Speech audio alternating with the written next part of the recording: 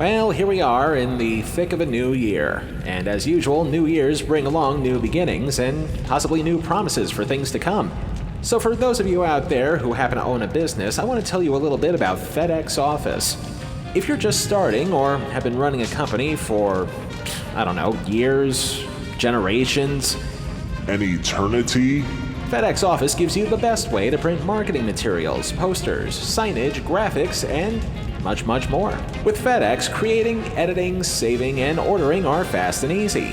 Right now, we're teaming up with FedEx and Podgo to bring our listeners 30% off your next order of $100 or more at podgo.co/FedEx. That's podgo.co/FedEx for 30% off your next order.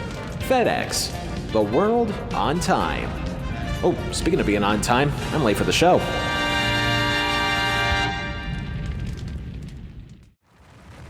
And now, just because you didn't drink all of your milk, this is Telehell.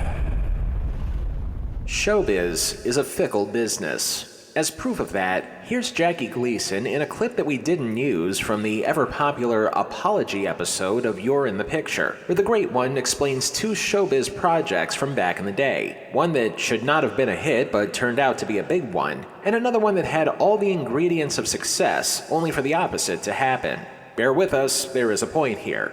First, the unlikely hit. Now suppose a guy walked into you when you were the president of a bank, and he said to you, I want to borrow $1 million because I'm going to put on a picture with no stars in it. He said, and the plot of the picture is this: an ugly butcher up in the Bronx can't get a date. But oddly enough, there was a guy who did borrow some money from a bank, who did put on a picture without any stars in it. And it was about an ugly butcher in the Bronx who couldn't find a date, and the name of the picture was Marty.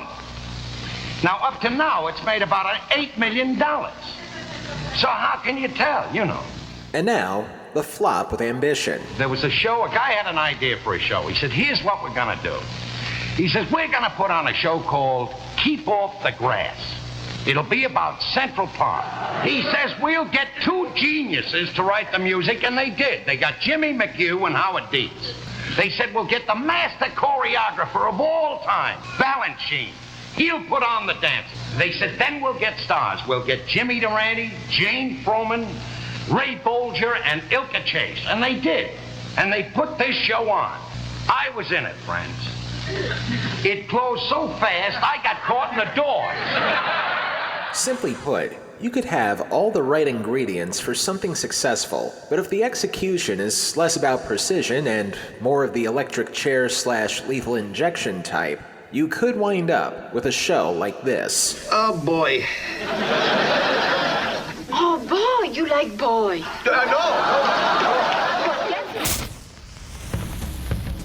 This is the tale of a show that had everything going for it before it aired. Good writers, good actors, and one performer fresh off his biggest success.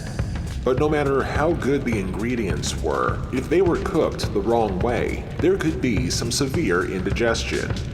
A kind of indigestion that would wind up circling the drain of Telehell.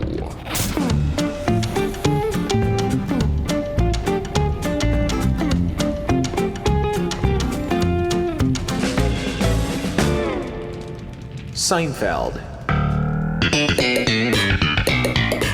The show about nothing, and yet somehow it meant everything to a lot of people. For 9 years, the show paid NBC's bills, cemented Jerry Seinfeld's status as one of the greatest comedians of all time, and turned a group of ensemble actors into household names. He took it out. I'm out.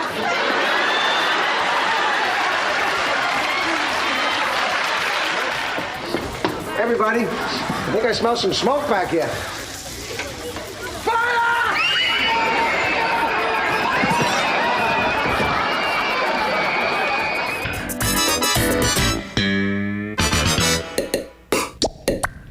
Before Seinfeld was ever on his radar, however, Jason Alexander spent most of his salad days doing what struggling actors do best: appear in a number of bit parts in TV shows, commercials, and the occasional stage show. Simply put, if Larry David never intervened, the biggest role Alexander would probably be best known for would be either his McDLT commercial for McDonald's. I'm talking quarter pound of beef on the hot side. And the hot stays hot. The new McDLT. Hot, hot. Crisp lettuce and Or as the guy who tried to assault Julia Roberts in Pretty Woman. So maybe if I screw you, huh, and take you to the opera, then I could be a happy guy, just like that. Hey, get off me. Ow! Thankfully, Alexander would never have a role like that ever again, once he took on the role of one of the greatest lovable losers in all of television, George Costanza. Believe it or not, George isn't at home. Please leave a message at the beep. I must be out before I pick up the phone. Where could I be? Believe it or not, I'm not home. And so it was, from 1989 to 1998. But as is the case in all walks of life, all good things must come to an end. With the show over, the 4 stars scattered off to points unknown with the knowledge that because they appeared on one of the most popular TV shows of all time, they could practically do whatever they wanted now without any consequences. At least that's how it felt to some of them. Every time I see this backdrop, I think about Kramer fucking up.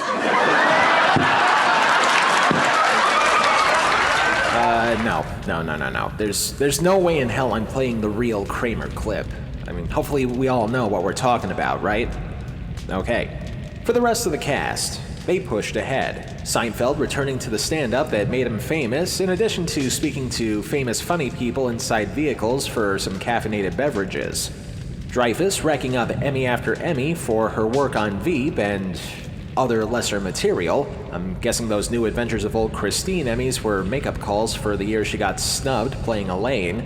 And as for Alexander, well, he did keep busy in his gap years, mostly voicing various things for Disney. But on the flip side, he also did this. Fearless leader, you're so happy you called. And this. Yo, you're looking at the bomb diggity numero uno smoke detector. That's me, Seymour Smoke. I can smell any kind of smoke in any kind of house or apartment, and I can smell that smoke better than you, faster than you, easier than you. And when that smoke comes... And I'll leave it to you to figure out which was the more embarrassing post-Seinfeld role he did at that time. But time does have a habit of marching on. 3 years after Seinfeld ended, Alexander thought the time was right to return to series television. But after seeing what happened to some of his co-stars and their aborted comebacks, independent George had to tread lightly. With that much of an introduction in mind, I think this is going to be one of those cases where we let the man himself tell the rest of the story. In a 2014 interview with the Television Academy's Archive of American Television, Alexander tells of how this idea came to fruition. One of my best friends is a gentleman named Peter Tilden. He's been a radio talk guy for years and years and years. And during Seinfeld, in the middle of Seinfeld, I went on to his morning radio show. And he said, I've got the idea for your next show. And he said, have you ever gone to a Tony Robbins seminar? You know, I've seen enough of them on TV. And he goes, how about a guy whose job is telling everybody else how their life is wrong and how to fix it, but in his house, he's the biggest jackass there is. He has no respect, everything's dysfunctional. I went, oh, that's really interesting. That's new turf, and I see why it's funny. And he had this idea in his head for years, and he said, I think you'd be great. And I always said to him, you know what, when I'm done with Seinfeld, let's really talk about it. Not unlike You're in the Picture and Keep Off the Grass, the idea seemed too good. A show about America's number 3 motivational speaker who spent his career helping fix other people's lives, yet he can't fix his own. To further add layers of just how too good the show could be, Alexander would team up with longtime friend Peter Tilden and another producer, Michael Markowitz, who had previously worked with Alexander on the underappreciated animated series Duckman. I will won't be in the coffin anyway, because some underhanded undertaker sold my heart, pancreas, and other assorted good and plenty to that same Santeria cult. So does anybody really wonder why anybody is hanging on to sanity by the atoms on the tips of their fingernails while life dirty dances on their digits? And is it really any wonder that I seem deranged? But that's probably nothing you haven't heard 100 times before. All three gentlemen would share billing as the show's creators and executive producers. And since all three people involved knew each other really well, you would think that the quality of the show would be maintained a little. Except for the fact that Alexander and Tilden were first-time TV producers, while Markowitz would appear to be more of a writer than a producer. Still though, the notion of Alexander returning to series television at all was enough for not only Touchstone and 20th Century Fox to co-produce the show, but for the ABC network to give the show the green light for the fall of 2001. Of course, you can't have a good show of any kind without the right cast to bring the words to life. Most notably was legendary comedian Robert Klein as Patterson's manager, Mr. Landau. He's looking at MTV's watching the Red Hot Chili Peppers video, singing their #1 hit, Give It Away. What I got, you gotta give it to your mother. What I got, you gotta take it in, yo. Give it away, give it away, give it away now. For those who are old enough to have watched HBO since its inception in the 1970s, you already know who Robert Klein is. For the younger listeners out there who may only know him as the mayor of New York in one of the Sharknado sequels, I'll tell you that Robert Klein is what's known as a comedian's comedian. Somebody who's been in stand-up for a long enough time that no matter what other acting products he or she have under their belt, it's stand-up that will make them more memorable. Just ask Jerry Seinfeld. The rest of the cast would be a who's who of who's that who would seem pretty easy to gloss over, except for one breakout role which we'll get to in a moment. O'Malley? Yeah? Stop looking at my vajayjay. And we can't stress enough, just about everything about this sitcom seemed to have had everything going for it. A star fresh off his biggest success, a durable team of cast members and writers, even a plum time slot on Tuesday nights. I mean, it's not like there was anything else worth watching opposite the show, right? Okay, so the show looked like a David versus Frasier's Goliath, but I'm sure a comedy in the fall of 2001 could hold its own. Tuesday, September 11th, 2001 began like any weekday morning in Lower Manhattan. Hey, that's not fair. People needed to laugh after 9/11. Granted, more people tuned in to watch familiar programs that season rather than the new ones, but the point remains. The fact that the show premiered 21 days after that happened is purely a coincidence.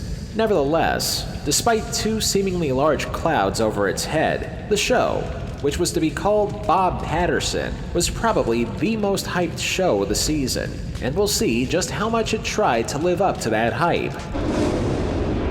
After the break. Sparky?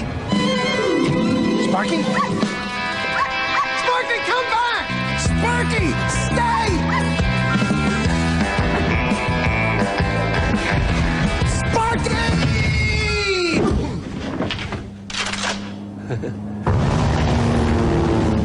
There's only one way off this boat for you now, mister. Good thing these rolled gold pretzels are fat-free. Arms away, pretzel boy. Brave man. Yeah, must be the pretzels. For great taste that's fat-free, it must be rolled gold. And welcome back to Miami, where the Chargers... Well, Al, hold it. Look at this. Can you believe this? I've seen it all now. And the guy's got a dog with him. This is absolutely incredible.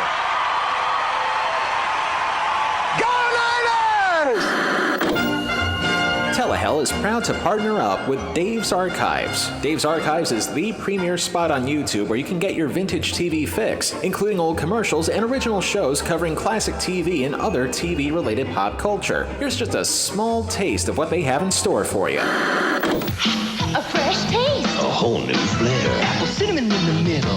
Kellogg's Apple Cinnamon. Square. Real apple in the middle. Kellogg's Apple Cinnamon Square. Let's see, so catch you unaware.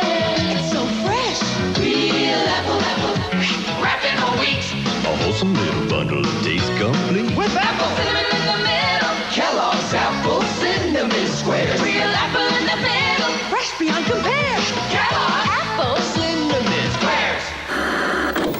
Want to check out the rest of it? Go to YouTube and type in Dave's Archives, or you can visit them on Facebook. Again, search Dave's Archives. And now, back to my punishment for the week.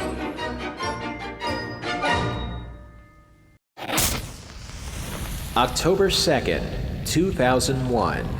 America was still reeling from the attacks of 9/11. Mariah Carey was still reeling from the critical attacks on the movie Glitter. And at 9 p.m., 8 p.m. Central, a wounded nation welcomed back a popular TV star with open arms, as we see Bob Patterson working his magic at one of his seminars via infomercial parody. Thousands of people just like you have already reached the top using techniques they've learned at Bob Patterson seminars. Yes, Bob Patterson, America's #3 best-selling self-help guru, author of I Know More Than You by Bob Patterson, and the highly successful I Still Know More Than You by Bob Patterson, will be appearing in person this Saturday at the La Jolla Exhibition Center. And I'll admit, having worked night jobs when I was alive and coming home to what little TV there was to watch at 2 a.m., the first minute is actually a very solid parody of most modern infomercials. Dare I say, Dare. It's even on par with the infomercial parodies you would see on Adult Swim at 4 a.m. But then, the parody is immediately paused and replaced with the show's version of reality. Look at that. Would you look at that? What's wrong? I'm seeing magic. Magic is happening. Would you look at the two of us together? It's like John Tesh took his nephew to the beach. Fine. If it bothers you, I'll talk to the production guy. There's tricks they can do. Tricks? What kind of tricks? Tricks! I don't know. You saw The Matrix. The Matrix? I don't want to jump over Tesh. I just don't want to look like I'm giving him a Lewinsky. Which now marks another TV sitcom of this particular TV season that would use a joke like that in hopes it would still stay fresh 3 years after the fact. The other show to do that? And who do I look up and see but former President Clinton? And he compliments my tie. He liked it so much that I offered to give it to him, but he turned me down. Sure, last time he complimented someone and they took off a piece of clothing, he got impeached. That piece of outdated material aside, Alexander and Klein continue to talk shop. How are you coming with that presentation? I hit a block getting into it. How far into it? Early on. How early? Welcome to La Jolla.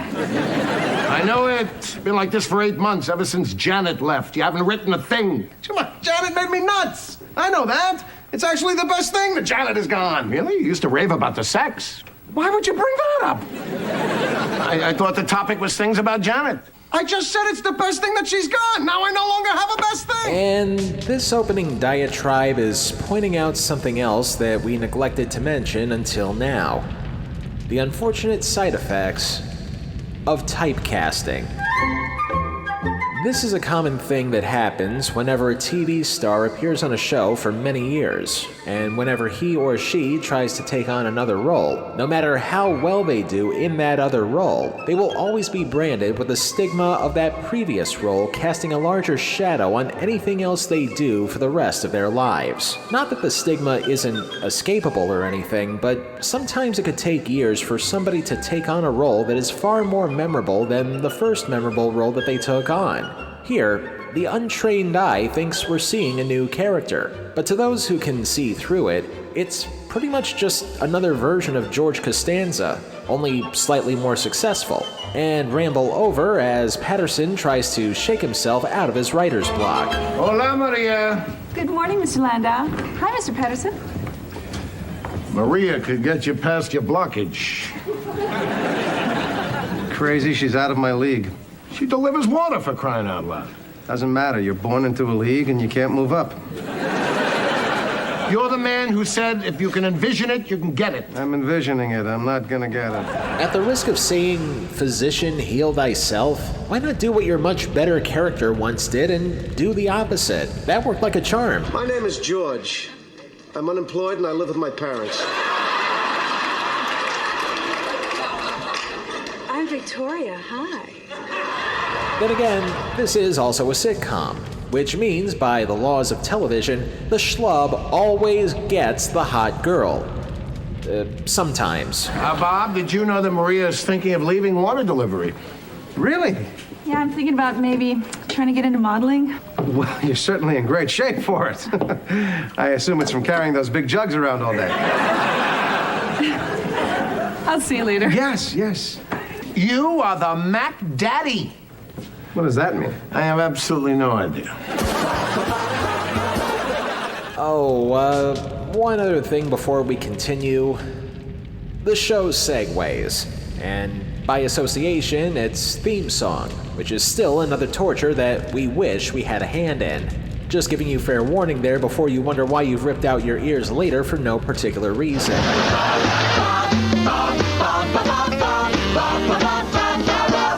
Act 1 begins with Bob and Landau meeting a unique new hire, and she's played by... Stop looking at my vajayjay. Dr. Bailey herself, Chandra Wilson. This was one of her first major roles on TV before becoming the mother of all surgeons on Grey's Anatomy. And as is the case both there and here, she's often the silver lining when something is going wrong. In Patterson's case, she plays a newly hired receptionist who is... shall we say... different? Who was that? Her name is Claudia. She's your new assistant. Oh, no. No. That's not going to work. Why? Because she's in a wheelchair? Of course not. What kind of a person do you think I am? It's because she's black. Hey, whoa, hey, whoa, hey, whoa, hey, whoa, hey, whoa, hey, whoa, hey. Please tell me there's a twist to that supposed joke. It's not because I don't like black people. They don't like me. We got a handful of black people at the seminars. But they only represent 12% of the entire population. Really? Yeah, we're doing pretty good. Oh, well, I guess that makes it all better. But surprisingly, that's not even the worst part of this section. Okay, it actually is, but this next part comes a very close second. I'd like you to meet Bob Patterson. Hi, how are you? Nice to meet you. Oh my God, I'm entangled. No, sorry. It's all right. It's okay. It's fine. Don't worry about it. It's fine. Don't worry. Fine. I've only been in the chair a couple of months. I'm not really good at it yet. No, please. If you don't mind my asking, what happened? Oh, no, I don't mind. I lost the use of my legs. So in that past minute, we've got jokes against minorities and the handicapped. Elements I would come down on even harder were it not for the fact that Wilson's character was actually the most charming one on the show so far. In the midst of those misfires, Bob and company try to put together his next seminar. Look, I know you've been under a lot of pressure lately, so I thought we could invigorate the La Jolla presentation by coming up with a gimmick. No, Bob, the trend today is gimmicks. Tony Robbins with the fire walking, Robert Bly with the drumming and the naked. Don't cheapen what I do. There is nothing wrong with Bob. And one quick glance at a pair of tight water delivery shorts later. Maria, I was thinking about your modeling career, and I just want to say one thing.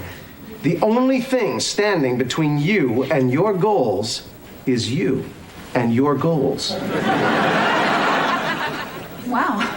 All of a sudden, and in a slightly ironic twist, sex seems to be powering a Jason Alexander character, unlike the way a lack of it wound up powering his other character years earlier. Now granted, you have extracted an astonishing amount from this little scrap. But with no Sex Louise, this previously useless lump is now functioning for the first time in its existence. But I'm sure that's just a coincidence as Bob tries to conquer his writer's block at home. Think I'm over Janet.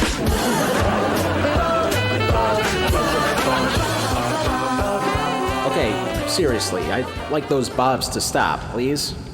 Okay. As Patterson returns home, he's greeted by an unexpected guest. Bob? Janet? Bob! I'm back! No, you're not. Oh, no, I have so much to tell you. No, you don't. Yes, I've grown emotionally. No, you haven't. Aww. Janet, I can't do this right now. No, but I have a I've big been with seminar in 2 days. I can't deal with you or anything else right now. Bob's ex-wife re-enters the picture and goes on about some sort of spiritual awakening mumbo-jumbo that even real motivational speakers don't get paid enough to spew out. I am just gonna grab a shower, take a nap, and then maybe once I'm feeling a little more centered, we can dialogue. Dialogue?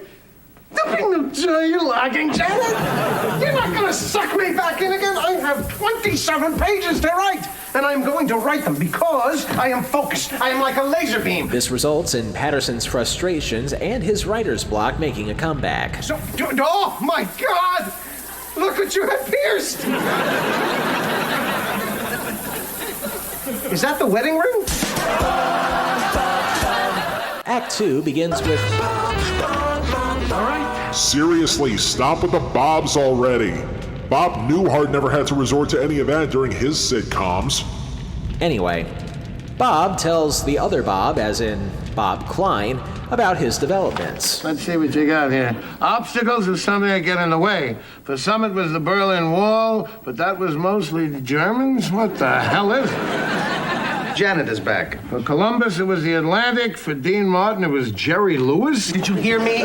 Janet is back. Back where? Back in the house, in the safe haven. And she's celibate. And she pierced her woo-woo. And now comes the overall crux of the episode. The fact that Bob is looking for some peace and quiet to finish up his seminar script, only to be done in by one distraction after another, starting with a tertiary Seinfeld alumni. Mr. Landau, this is Hashlesh. Oh, good. Come in. This is good. He has many layers of fat. Quiet! You shut up! You know, I think I'll just take the check. You bad man! You very, very bad man! After getting measured for a bed of nails, I can only describe the next 8 minutes of the show as farce-tacular. By which I mean, they try to blast as much attempted comedy into your face as they possibly can, in the hopes that you'll be able to absorb it quickly enough to appreciate Bob being faced with one distraction after another. Starting with the star of Patterson's infomercials, former Entertainment Tonight host, alleged musician, and lifelong Lurch from the Addams Family cosplayer, John Tesh. I've been thinking about the infomercial. I just don't think I nailed it. Oh, no, John. If anything, I was the one that came up short. Next distraction, water lady in a wet t-shirt. I thought a lot about what you said yesterday. Uh-huh. So I went home and I had my brother do some test shots of me, and I'm gonna do it. I'm gonna send him to Playboy. Why Playboy? Because in the pictures I'm naked. Uh-huh. Which then segues itself to pre-med Dr. Bailey fretting over a broken lamp. What happened to the lamp? Miss Patterson. Miss Patterson. It's okay. It's okay. Okay.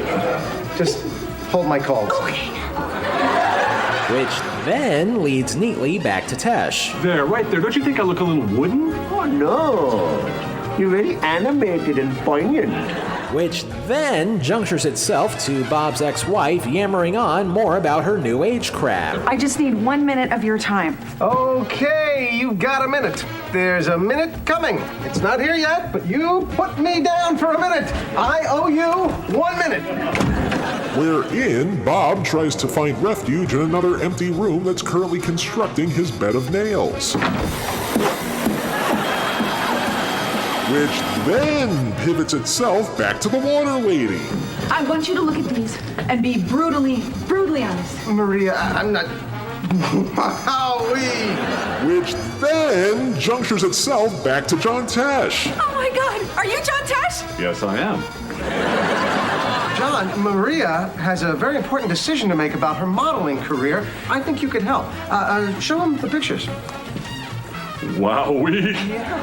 Which then makes an alteration back to Babu Bot, the nail bed maker. Mr. Patterson, would you prefer 5 penny nails or 10 penny nails? Which then makes a conversion to Dr. Bailey trying to walk out of her wheelchair.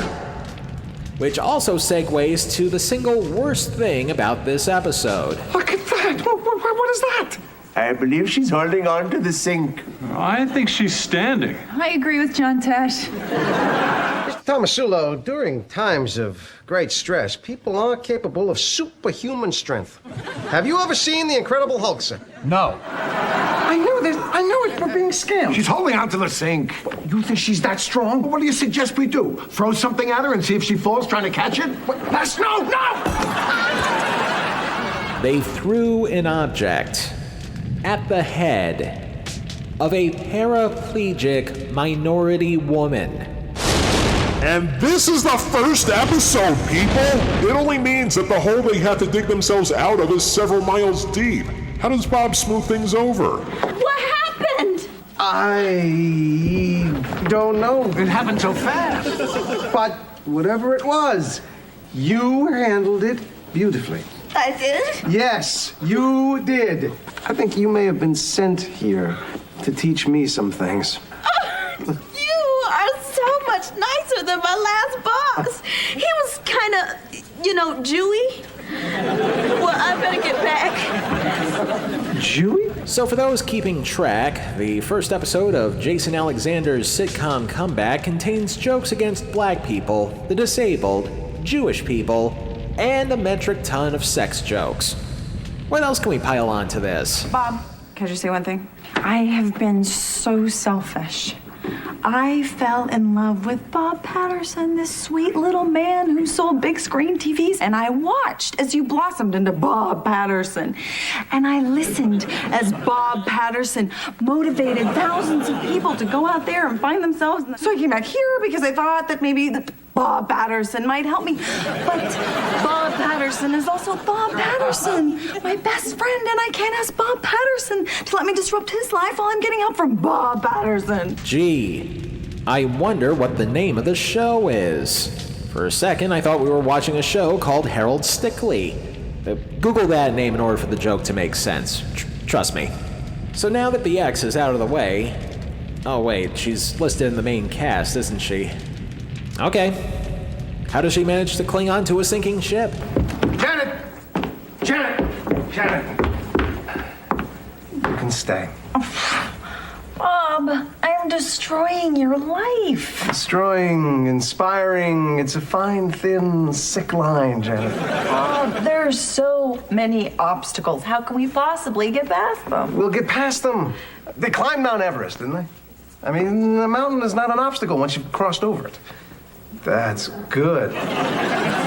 You are good. So now that Bob has his muse again, all that remains is the seminar, complete with Bob laying on a bed of nails, which, given how contrived a sitcom this has become, can only end the way that you think it could. Home run!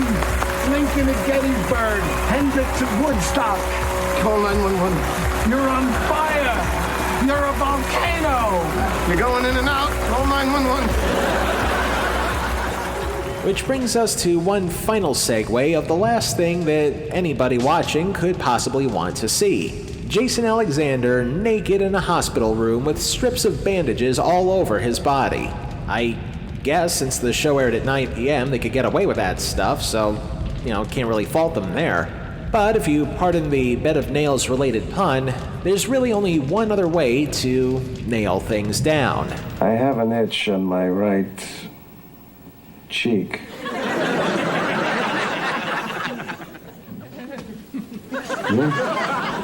To the right. Lower. Oh, harder! Harder! Oh, that's good. Oh, my God!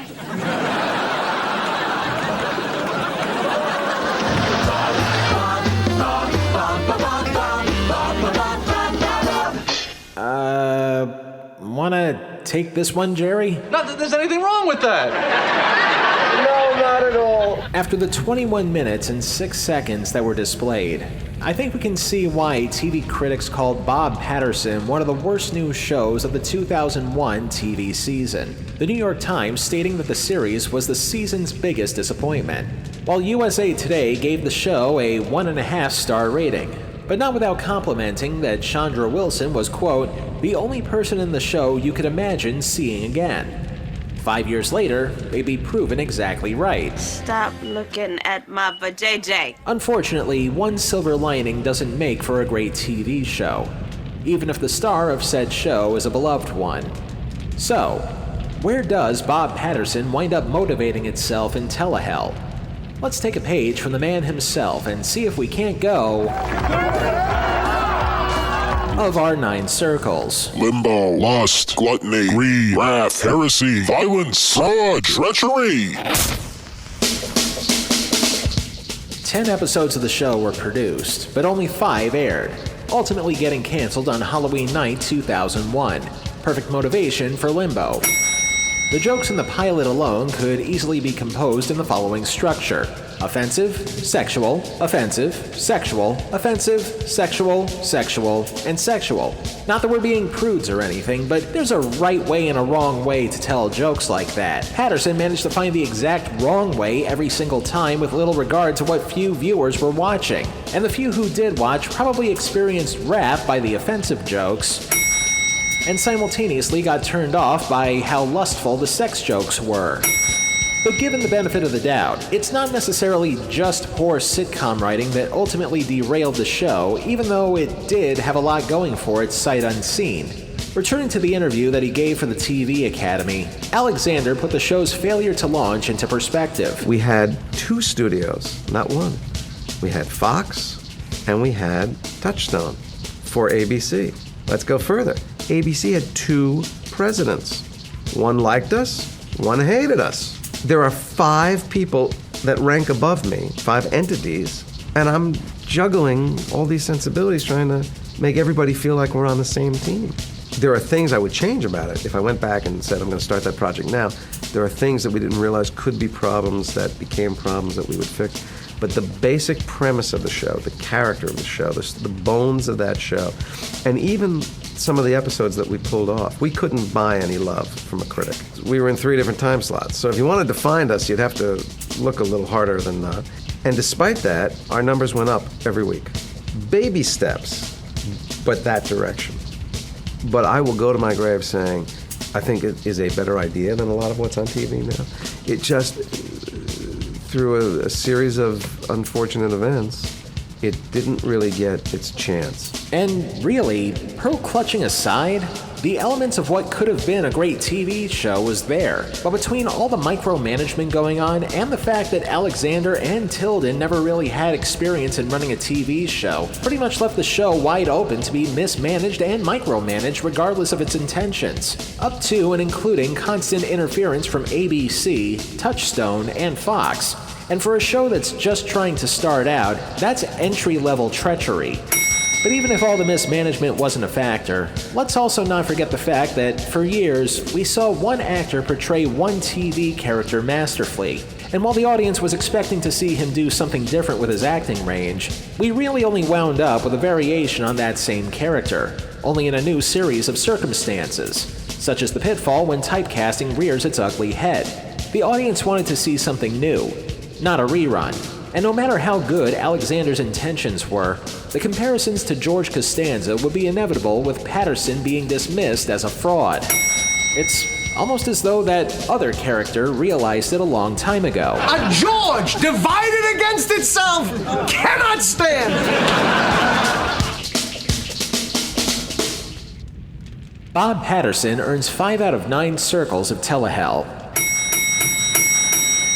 But despite how big a flop the show would turn out to be, Alexander would remain proud of the show, flaws and all. So much so that once the heat died down from all the bad buzz, and he also appeared in a number of good projects once again, he would revisit the notion of playing a motivational speaker. This time around as America's number 4 self-help guru, this one named Donnie Clay. Now, I asked you up here because you guys have been in a long relationship like me, and I want to tell you something. We want to teach these people. So one of the things we have to admit, there's so many wonderful things that only come about by being in a long relationship. Am I right, Jim, Yes, right? sir. Yeah, there Yes, are, sir, right? that's Yeah, list them. What? I know, there's so many. The performances as Clay were part seminar, part one-man show, and was really more of a return to stage roots for Alexander, showing at least one instance that anybody can overcome their biggest failures and just keep pushing along.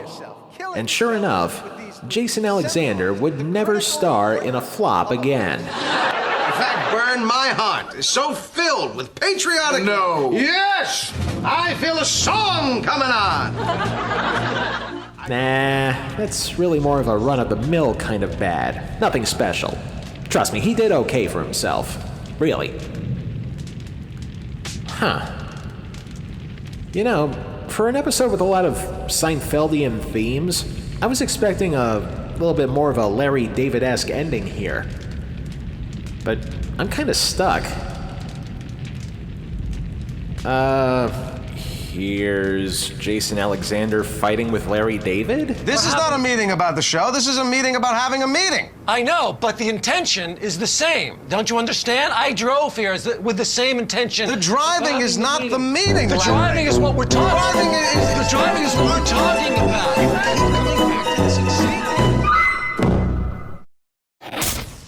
Next time on Telehell. The third TV movie in our contract for this season is proof that even masterpieces have their flaws. Tina, you won't miss. I know you. You're too talented to miss. Todd, you are really a weird kid. Do you know that? Until then. If it's not in Telehell, it's not worth a damn.